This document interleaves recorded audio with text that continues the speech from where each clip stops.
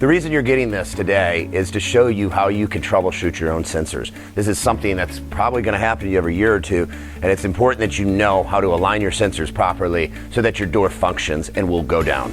How you know that this is not working is the door doesn't go down when you hit the button. So you have to look at these sensors that are lined up down at the bottom. They should have a light on here, on this side, a green light, and a green light on the other side. If it is working, those are going to be lit up. If it's flickering, that means you need to adjust this piece a little bit. You may have to turn it up and down. You might have to pull it in a little bit. Make sure it is in the correct position. It doesn't matter what sensors or what garage door opener you have, you're going to have sensors. You need those lights to be solid. If they're not, you could have something blocking. If it blocks right here, your light is not going to light up. If it is not aligned properly, you could get a flickering light. You just need to get your hands down here, make an adjustment, take a look, make sure you're looking at the green light. That's how you fix your alignment for your sensors.